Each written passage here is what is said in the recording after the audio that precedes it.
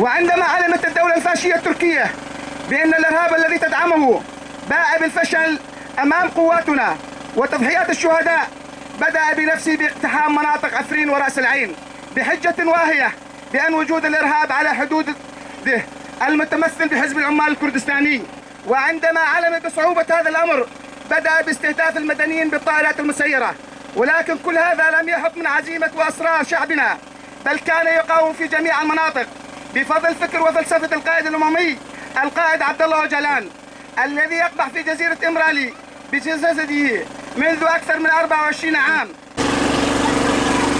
باسم مؤتمر ستار والمرأة الحرة في ناحية تل حميس، تسعى الدولة التركية إلى إبادة الشعب في شخص الجيريلا، لكن سنساند الجيريلا ولا نقبل بالاحتلال أرضنا، وندعو جميع الشعوب العالم إلى اتخاذ موقف حيال الاحتلال التركي، فأولاك الذين لا يتخذون موقفا حيالها يعدون حلفاء لها، وأن أردوغان يتسبب بهجمات الذي يستخدم فيها أسلحة كيميائية في استشهاد مقاتلين ومقاتلاتنا، وهؤلاء المقاتلين والمقاتلات هم أبناؤنا، ونحن سنساند أبناؤنا جميعا، وأن ندين هذه الهجمات الكيميائية التركية الذي أسفرت عن استشهاد 17 بطلا من أبطالنا، ونحن كمرأة حرة في ناحية تل حميس ندين هذه الهجمات والمؤامرات الفاشية التركية على رفاقنا وشعبنا، وسنقوم بالمقاومة ومساندة شعبنا ورفاقنا من أجل نيل الحرية. عاشت مقاومة أفاشين وساب، عاشت مقاومة أفاشين وساب منذ فجر التاريخ، ونحن نعاني من المجازر والاحتلالات.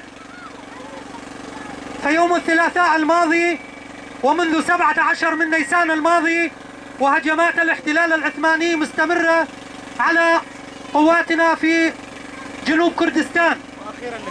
هذه القوات التي تمثل الحرب الثورية، هذه القوات التي تدافع عن معتقداتنا وعن ثقافتنا. فالدولة العثمانية هنا يراد لها أمران مهمان. الأول أن الدولة العثمانية تنتهك جميع القرارات والمواثيق الدولية، تنتهك مقررات جنيف ومقررات الأمم المتحدة، فجميع المنظمات الدولية والحقوقية تؤكد على عدم استخدام الأسلحة الكيميائية والأسلحة الجرثومية ضد الشعوب، وتؤكد على تفكيك المفاعلات النووية.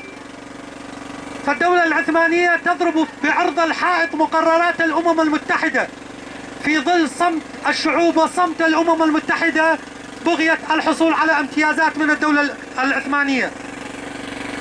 والأمر الثاني أن الدولة العثمانية نؤكد بما لا يدعو للشك قوات الاحتلال التركي أنها مهزومة، والدليل على ذلك استخدامها للأسلحة الكيميائية.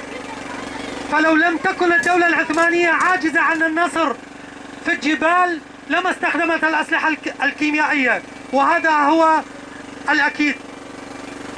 فالدولة العثمانية اليوم في نفس السياق وفي نفس الخط، وفي عفرين ورأس العين وتل أبيض المحتلتان من قبل الدولة العثمانية.